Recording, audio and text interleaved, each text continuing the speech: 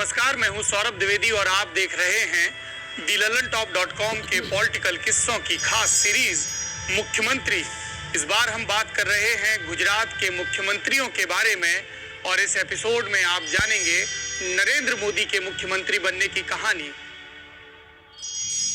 मुख्यमंत्री के पिछले एपिसोड में हमने आपको नरेंद्र मोदी के शुरुआती दौर के बारे में बताया।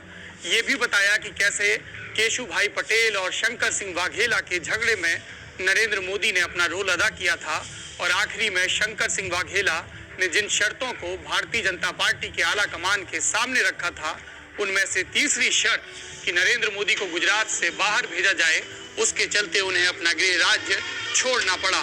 अब आगे की कहानी। 1 अक्टूबर 2001 कांग्रेस के नेता माधवराव सिंधिया के हेलीकॉप्टर का एक्सीडेंट हो गया था, जिसमें उनकी मौत हो गई। इस हेलीकॉप्टर में नेताजी के अलावा कुछ पत्रकार भी सवार थे। ऐसे ही एक कैमरा पर्सन थे आज तक न्यूज चैनल से जुड़े हुए गोपाल। 1 अक्टूबर को उनके दाह संस्कार में नरेंद्र मोदी पहुंचे थे। तभी उनके पास प्रधानमंत्री अटल बिहारी वाजपेयी का फोन आया। वाजपेयी ने उनको शाम को मिलने के लिए बुलाया। जब नरेंद्र मोदी मिले तो अटल बिहारी वाजपेयी ने अपनी चिरपरिचित मुस्कान में कहा, दिल्ली में पंजाबी खाना खाकर तुम काफी मोटे हो गए हो, अब तुम्हें गुजरात लौट जाना चाहिए। यह अटल बिहारी वाजपेयी का तरीका था नरेंद्र मोदी को गुजरात जाने का आदेश देने के लिए। केशुभाई पटेल के खिलाफ पार्टी संगठन में लगातार नाराजगी सामने आ रही थी। भुज, जहां पर खड़े होकर मैं ये एपिसोड शूट कर रहा हूं, वहां पर भूकंप आया था, जिसके पुनर्वास का काम केशुभाई पटेल की सरकार ठीक ढंग से नहीं कर पा रही थी। इसके अलावा हालिया उपचुनाव में भी पार्टी को हार का सामना करना पड़ा था। इन्हीं सब परिस्थितियों के मद्देनजर नरेंद्र मोदी को मुख्यमंत्री बनाकर गुजरात भेजने की पार्टी आलाकमान की योजना थी। नरेंद्र मोदी के एक जीवनीकार एवी कामत लिखते हैं कि नरेंद्र मोदी इस असाइनमेंट के लिए इच्छुक नहीं थे। उन्होंने अटल बिहारी वाजपेयी से भी कहा कि मैं सत्ता नहीं संगठन संभालना चाहता हूं। लेकिन हर सिक्के के दो पहलू होते हैं।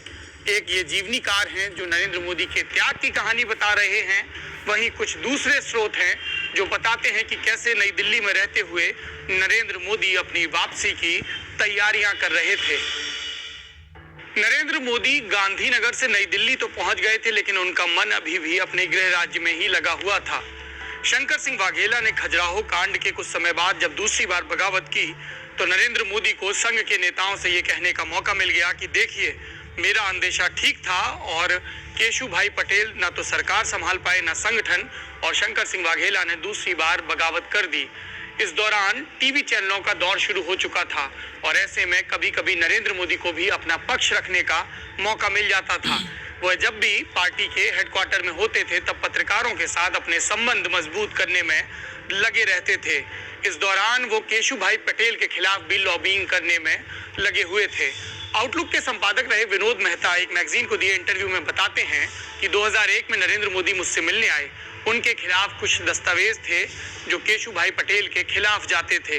वो चाहते थे कि आउटलुक मैगजीन इनका इस्तेमाल अपनी रपट में करे।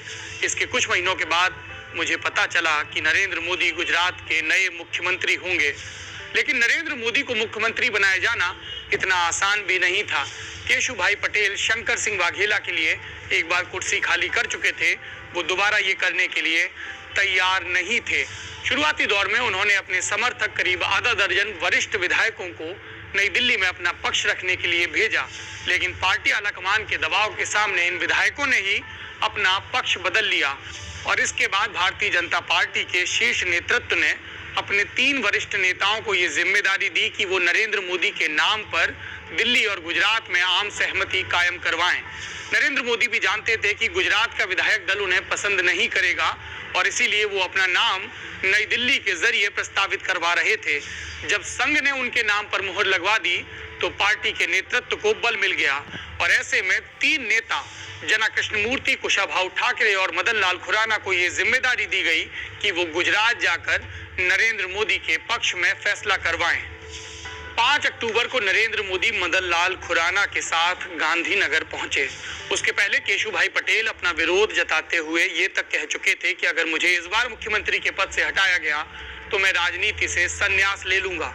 मदन लाल खुराना ने उन्हें समझाया कि ये एक फौरी फैसला है, इसको स्थायी मत माने और जिस पार्टी को आपने इतने दशकों की मेहनत से बनाया है उसको तोड़ने का काम आप तो न करें, आप तो शंकर सिंह वाघेला ना बने। अंततः पार्टी के नेतृत्व के सामने केशुभाई पटेल को हथियार डालने पड़े। 6 तारीख की शाम को पार्टी के विधायक दल की मीटिंग हुई और उसमें नरेंद्र मोदी को नया नेता चुना गया। केशुभाई पटेल ने राजभवन जाकर अपना इस्तीफा सौंपा और 7 अक्टूबर 2001 को नरेंद्र मोदी ने गुजरात के 14वें मुख्यमंत्री के रूप में शपथ ली। 2003 राजस्थान के विधानसभा चुनाव, गुजरात से लगे जिले उदयपुर में रैली करने के लिए और वहां की जो मुख्यमंत्री के पद की दावेदार थी, भाजपा की नेता थी वसुंधरा राजे सिंधिया, उनके हाथ मजबूत करने के लिए पहुंचे गुजरात के मुख्यमंत्री नरेंद्र मोदी। जैसे ही नरेंद्र मोदी रैली स्थल पर बोलने के लिए खड़े हुए, सामने खड़ी भीड़ ने नारा लगाना शुरू कर दिया, देखो देखो कौन आया, गुजरात का शेर आया। राजस्थान के चुनाव में भारतीय जनता पार्टी को जीत हासिल हुई, लेकिन राजनीतिक पंडित बात तक ये सोचते रहे कि गुजरात का शेर और हिंदू हृदय सम्राट जैसे विशेषण जो सिर्फ लाल कृष्ण आडवाणी के लिए रिजर्व थे, वो आखिर नरेंद्र मोदी के खाते में कैसे पहुंच गए। इसकी शुरुआत हुई फरवरी 2002 में गोधरा कांड के दौरान। फरवरी 2002 साबरमती एक्सप्रेस अयोध्या से वापस लौट रही थी। इसकी एक बोगी में कार सेवक सवार थे। गोधरा में बोगी को आग लगा दी गई और उसमें कार सेवक मारे गए 50 से ज्यादा। और ऐसे में गुजरात में दंगे भड़क गए। दंगों में आधिकारिक आंकड़ों की माने तो 1044 लोग मारे गए, लेकिन जो दूसरी स्वतंत्र एजेंसियां हैं वो मौत के आंकड़े को 2000 से 2500 के बीच ठहराती हैं। गोधरा दंगों को लेकर आज तक विपक्षी दल नरेंद्र मोदी पर सवाल उठाते हैं और नरेंद्र मोदी कहते हैं कि इसे गुजरात को बदनाम करने के एक हथियार के तौर पर इस्तेमाल किया जा रहा है। अलग अलग अदालतों में मामले चले जिनमें वो बरी हो गए, सीधे तौर पर उनका शरीक होना साबित नहीं हो पाया, लेकिन ये साबित हो गया कि अगले हिंदू आइकन नरेंद्र मोदी ही होंगे और इसका इल्हाम पार्टी को अप्रैल 2002 में हुई राष्ट्रीय कार्यकारिणी की मीटिंग में हुआ। 4 अप्रैल 2002 गुजरात में दंगे खत्म होने के लगभग 1 महीने के बाद तत्कालीन प्रधानमंत्री अटल बिहारी वाजपेयी गुजरात के दौरे पर थे। इस दौरान प्रेस कॉन्फ्रेंस को संबोधित करते हुए उन्होंने ये कहा, विदेशों में हिंदुस्तान की बहुत इज्जत है, उनमें मुस्लिम देश भी शामिल हैं, मगर जाने से पहले मैं सोच रहा हूं कि अब मैं इन देशों में कौन सा चेहरा क्या मुंह लेकर जाऊंगा। ये बात अटल बिहारी वाजपेयी ने एक दंगा राहत शिविर का दौरा करने के बाद कही थी। उसी दिन शाम को अहमदाबाद में वो एक बार फिर से पत्रकारों से मुखातिब थे और नरेंद्र मोदी भी उनके साथ थे। एक पत्रकार ने सवाल पूछा, गुजरात के मुख्यमंत्री के लिए आपका क्या संदेश है? अटल बिहारी वाजपेयी का ये जवाब था, चीफ मिनिस्टर के लिए मेरा एक ही संदेश है कि वो राजधर्म का पालन करें। राजधर्म यह शब्द काफी सार्थक है, मैं उसी का पालन कर रहा हूँ, पालन करने का प्रयास कर रहा हूँ। राजा के लिए, शासक के लिए प्रजा प्रजा में भेद नहीं हो सकता, न जन्म के आधार पर, न जाति के आधार पर, न संप्रदाय के आधार पर। नरेंद्र मोदी इस पूरी प्रेस कॉन्फ्रेंस के दौरान बहुत असहज नजर आ रहे थे।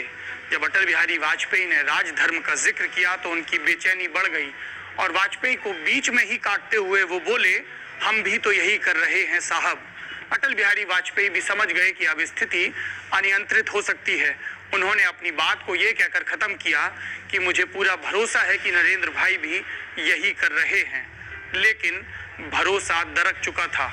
दरअसल अटल बिहारी वाजपेयी केंद्र में 20 दलों के गठबंधन वाली सरकार चला रहे थे। तेलुगु देशम पार्टी का उन पर दबाव था कि गुजरात के मुख्यमंत्री के खिलाफ कार्रवाई की जाए।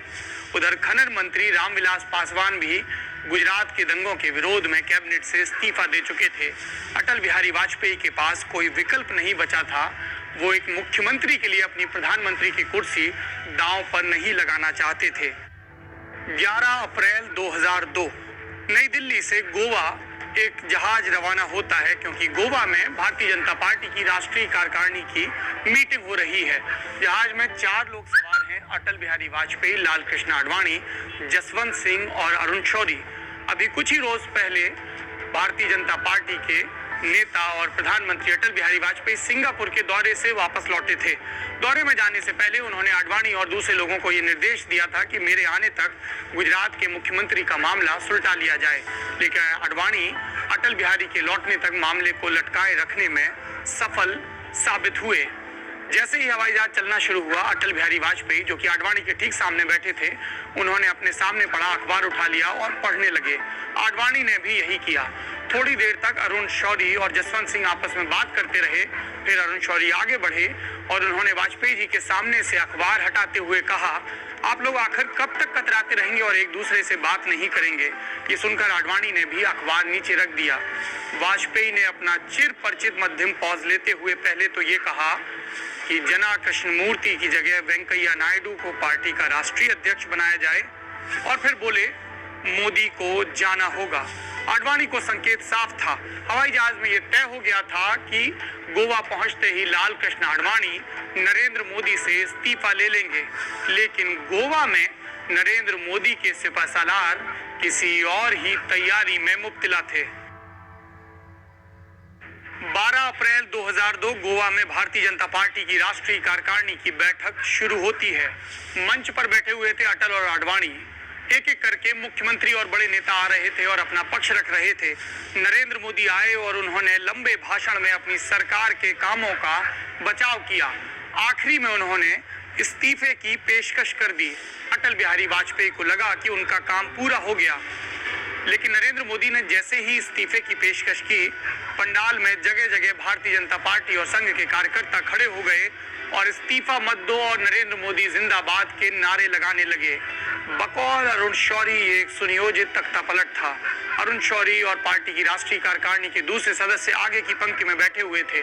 उनके बगल में यशवंत सिन्हा थे। अरुण शौरी ने यशवंत सिन्हा की तरफ देखा और फिर पीछे देखा।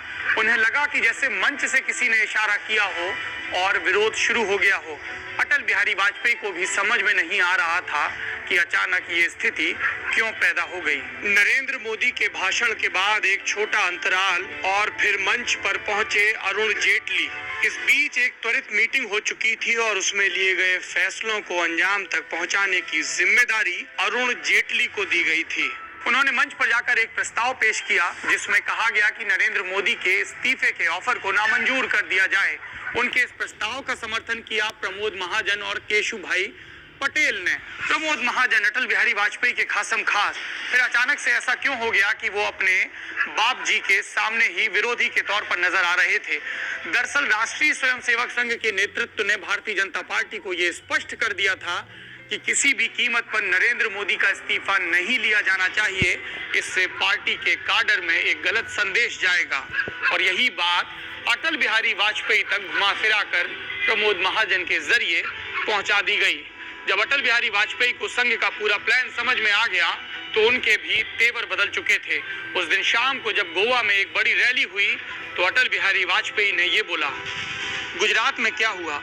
अगर साबरमती रेलगाड़ी के निर्दोष निरीह निरपराध यात्रियों को जिंदा जलाने का षड्यंत्र न रचा जाता तो गुजरात की त्रासदी को टाला जा सकता था।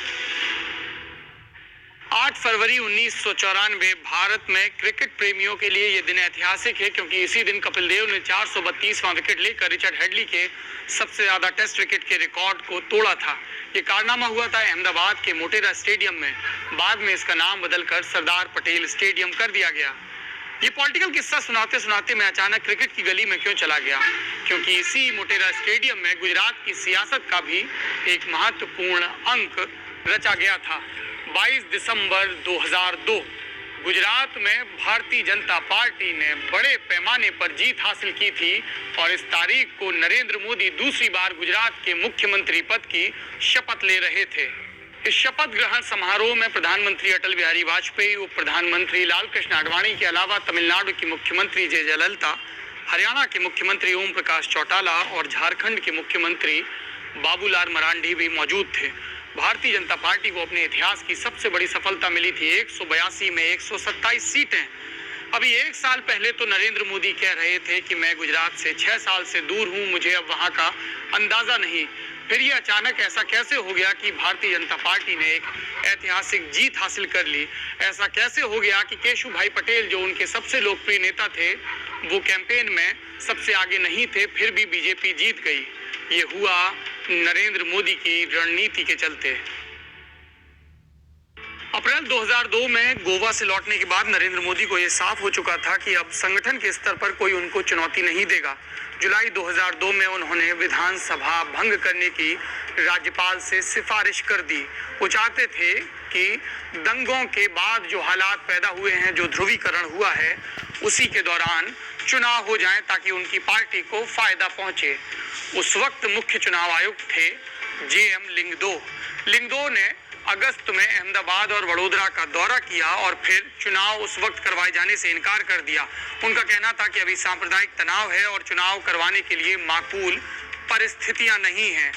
लिंगदो ने ये फैसला करके जैसे नरेंद्र मोदी को एक हथियार दे दिया था जिसकी उन्हें बेतरह जरूरत थी। दरअसल नरेंद्र मोदी ने विधानसभा का कार्यकाल खत्म होने से 7 महीने पहले ही विधानसभा भंग करने की संस्तुति की थी, लेकिन लिंगदो ने उनके अरमानों पर पानी फेर दिया। नरेंद्र मोदी का गुस्सा छलक आया। 20 अगस्त 2002 को वडोदरा से लगभग 60-65 किलोमीटर दूर बोडेली में एक जनसभा को संबोधित करते हुए उन्होंने मुख्य चुनाव आयुक्त पर तंज कसा। नरेंद्र मोदी बोले, कुछ पत्रकारों ने मुझसे पूछा कि क्या जेम्स माइकल लिंगदो इटली से आए हैं। मैंने उनसे कहा कि मेरे पास उनकी जन्म पत्री नहीं है, इसके लिए राजीव गांधी से पूछना पड़ेगा। आखिरकार दिसंबर में चुनावों का ऐलान हुआ। नरेंद्र मोदी ने चुनावों में जीत के लिए अपना दशकों पुराना आजमाया हुआ फॉर्मूला अपनाया और वो एक रथ यात्रा के लिए निकल पड़े। 8 सितंबर 2002 के रोज उन्होंने फगवेल के भातीजी मंदिर से अपनी गुजरात गौरव यात्रा की शुरुआत की। इस यात्रा के दौरान वो 182 में से 150 से ज्यादा विधानसभा क्षेत्रों में पहुंचे। राजनीतिक विश्लेषकों का मानना है कि मोदी ने इस गुजरात यात्रा के दौरान गुजरात अस्मिता पर जोर दिया, जो दरअसल सांप्रदायिकता के लिए उनका एक नया शब्द था।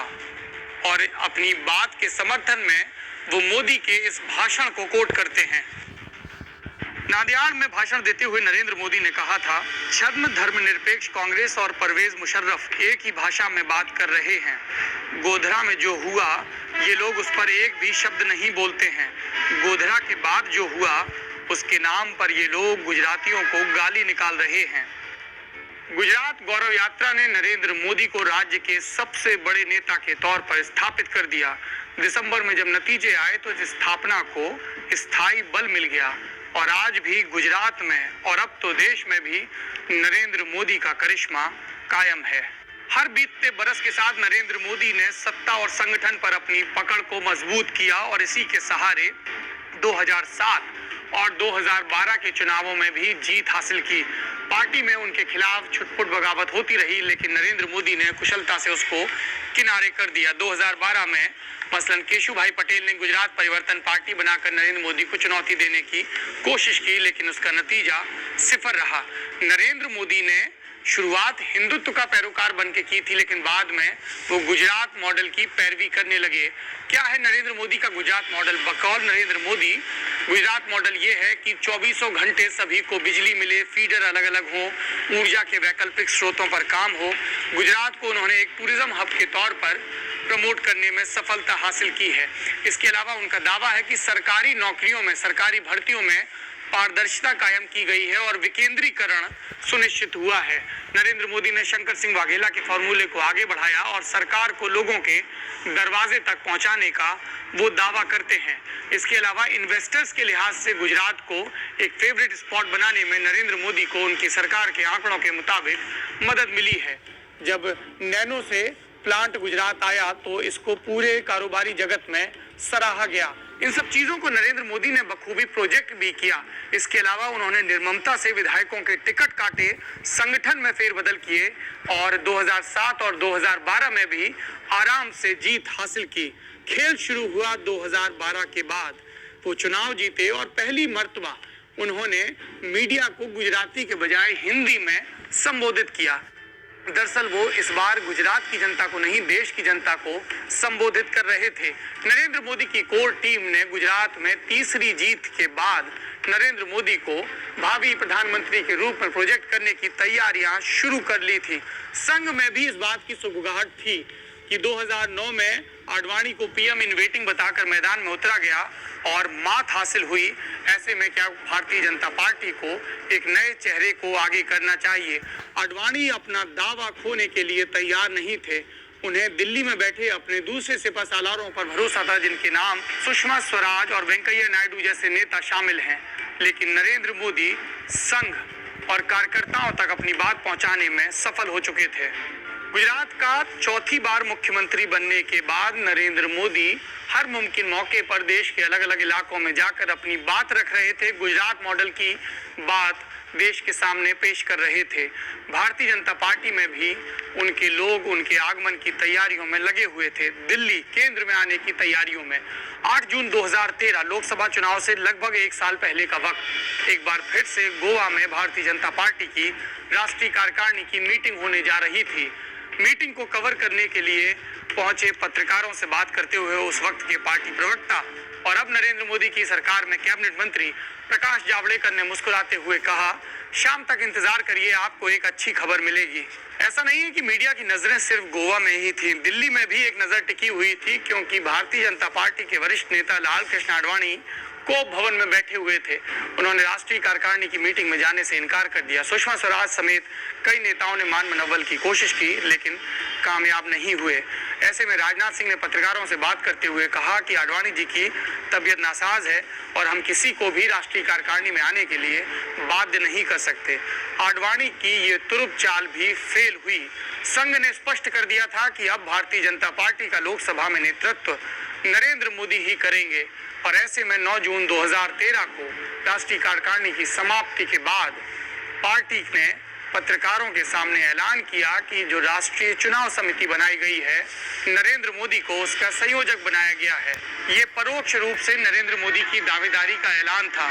आडवाणी जिनको लग रहा था कि एनडीए के दूसरे दल नरेंद्र मोदी के नाम पर सहमत नहीं होंगे, उनका डर कुछ सही साबित हुआ। नीतीश कुमार ने एनडीए से कट्टी कर ली। इसके बावजूद नरेंद्र मोदी आगे बढ़ते गए और अपने दम पर पहली बार भारतीय जनता पार्टी ने केंद्र में बहुमत हासिल कर लिया। मगर वो तो प्रधानमंत्री की कहानी है जो हम आपको फिर कभी सुनाएंगे। अभी तो बात मुख्यमंत्रियों की हो रही है। मुख्यमंत्री thelalantop.com के पॉलिटिकल किस्सों की खास सीरीज। अगर आप ये वीडियो फेसबुक पर देख रहे हैं और आपको हमारी ये पेशकश पसंद आ रही है तो हमारे पेज को लाइक करें, इस वीडियो को शेयर करें और कमेंट बॉक्स में अपनी राय से अवगत करवाएं। अगर आप YouTube पे ये वीडियो देख रहे हैं तो दी ललन टॉप के चैनल को जरूर सब्सक्राइब करें, औरों को भी ऐसा करने के लिए कहें और नोटिफिकेशन वाली बेल को भी जरूर दबा दें ताकि जैसे ही कोई पॉलिटिकल किस्सा अपलोड हो आपको फौरन से खबर हो जाए। शुक्रिया।